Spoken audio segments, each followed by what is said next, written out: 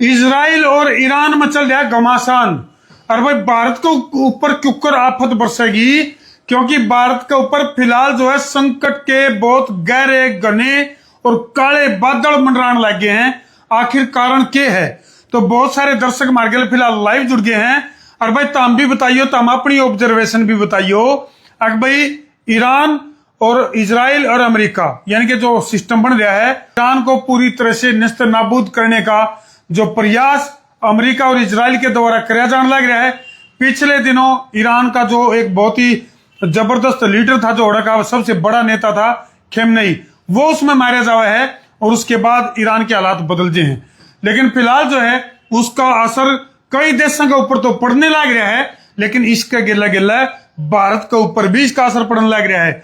तो किस किस डाल का असर पड़ेगा, कौन से वह संकट के बादल हैं, और भाई जो प्रत्येक भारतीय के लिए यह वीडियो जरूरी क्या है, कौन सी तैयारी तो हमने करके बैठनी है। ऐसा ना हो कि इस वीडियो ने तुम ना देखो और वह तैयारी तुम ना कर पाओ, जो कि संकट के बादल अपने ऊपर आएंगे तो उन तक क्यों सामना करना है।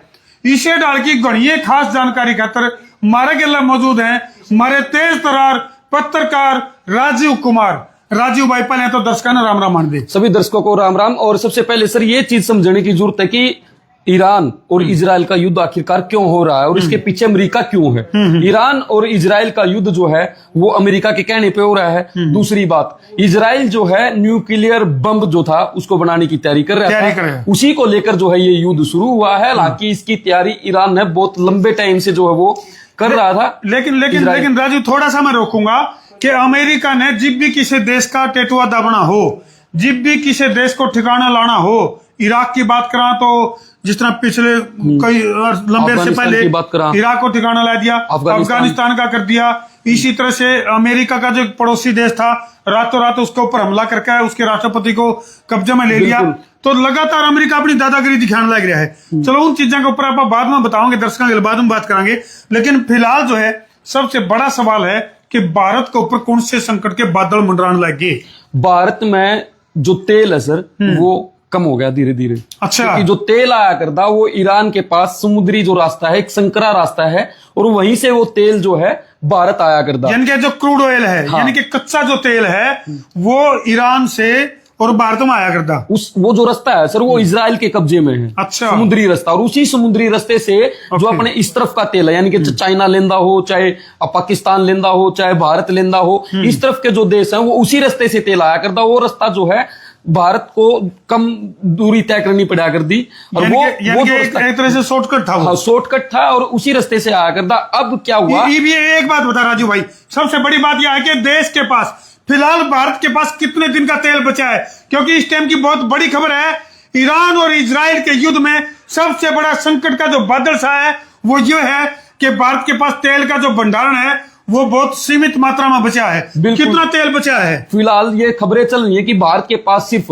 9 से 10 दिनों का तेल। सोर्सेज के हवाले से ये खबर है, सूत्रों के हवाले से बड़ी खबर है। इस टाइम भारत का दौर है सिर्फ लगभग 10 दिन का तेल बचा हुआ है। हाँ, और 10 दिन के तेल के लिए अगर भारत को अब करना क्या पड़ेगा जी, पहले भारत लिया करता रूस से तेल। ओके, अब फिर रूस से तेल खरीदना पड़ेगा, मजबूरी होगी। और रूस से तेल खरीदेगा तो कहीं ना कहीं जो आसपास के देश हैं वो भी रूस के पास जाएंगे। रूस ने फायदा हो गया, तो इसका बेनिफिट होगा और एक बड़ी शक्ति उभर कर आने वाले दिनों में रूस बन सकती है। यानी कि तेल के दम पर रूस जो है आने वाले टाइम में बहुत बड़ी पावर बन सका है।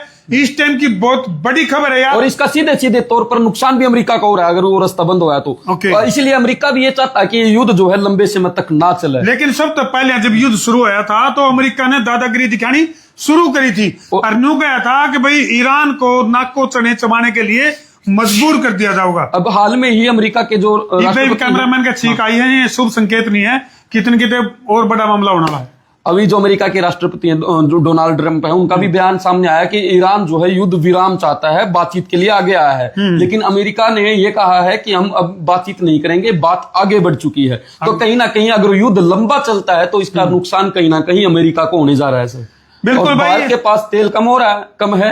अगर समय रहते हम रूस से और देशों से तेल खरीदना शुरू नहीं करेंगे, यानी कि जिस रास्ते से तेल आया करता उस रास्ते न छोड़ेंगे तो और ज्यादा बढ़ जाओगी मात्रा। तेल के जो रेट है उनके ऊपर भी हाँ, इफेक्ट पड़ सका है। बिल्कुल। यानी कि भाई भारत में जो तेल के जो रेट हैं, डीजल और पेट्रोल के जो रेट हैं, या फिर क्रूड ऑयल से बनने वाले जो पदार्थ हैं, उनके रेट बढ़ सकते हैं। में बढ़ोतरी हो सकती है। इस तरह की खबरों का जो सिलसिला है वो लगातार चल रहा है। सामने के लग है। हालांकि भारत की अगर बात करें तो भारत के ऊपर यह भी आरोप विपक्ष के द्वारा या फिर एंटी बीजेपी जो है उनके ये भी आरोप लग रहे हैं। अगर भाई इस मामले में भारत चुप क्यों है? क्योंकि ईरान की बात करें तो कदे न कदे ईरान के गिला भारत के जो संबंध है वो बढ़िया बताए गए थे। तो इजराइल इस के साथ दौरान भी बढ़िया है। इजराइल के गिले बढ़िया है, लेकिन इस दौरान ये था कि भाई भारत चुप क्यों है मोदी के ऊपर। देश के जो प्रधानमंत्री हैं नरेंद्र मोदी जी, उनके ऊपर भी ये आरोप लगे अगर भाई ईरान बर्बाद होने लग रहा है तो भारत चुप क्यों है? ये बहुत बड़ा सवाल है। तेल की तो कमी होगी सर। साथ की साथ में सैकड़ों फ्लाइट्स जो हैं वो कैंसिल हो रही है। जो मिडिल ईस्ट के जो देश हैं उस तरफ जाया कर दे, जो लोग वहां कारोबार कर रहे हैं, जो यहाँ आए थे कुछ समय के लिए अपने परिवारों से मिलने आए थे, वो यहीं फंस के रह गए। और यहाँ के जो लोग वहां रह रहे थे वो लोग वहां भी फंस के रह गए हैं। चलो भाई, कई तरह के मामले चल रहे हैं। इस युद्ध के दौरान जो है दुबई के ऊपर भी असर देखा जाने लग रहा है। कई सारी वीडियो भी वायरल हो रही है। उनमें कुछ वीडियो जो है कुछ बढ़ा चढ़ा के एआई द्वारा भी जनरेट करके प्रस्तुत करी जाने लग रही है। जैसे बुर्ज खलीफा के ऊपर अटैक की कुछ वीडियो हैं जो वायरल होने लग रही हैं, जिनके ऊपर सवालिया निशान उठ रहे हैं, वो एआई से जनरेट करी गई हैं। तो भाई शांति बनाए रखो, चाहे वो भारत देश की बात करें या फिर जितने भी दूसरे देश हैं, उन सब से संसार क्रांति की अपील है कि इस स्थिति में शांति बनाए रखें। भागदौड़ में या भगदड़ में कोई भी ऐसा फैसला ना लेवें जो कि आपको या अपने को कोई नुकसान पहुंचावे। कर दो वीडियो ने शेयर। मैं हूं आपका अपना देसी पत्रकार धर्मू, हमारे खास सहयोगी तेज तर्रार राजीव कुमार के साथ।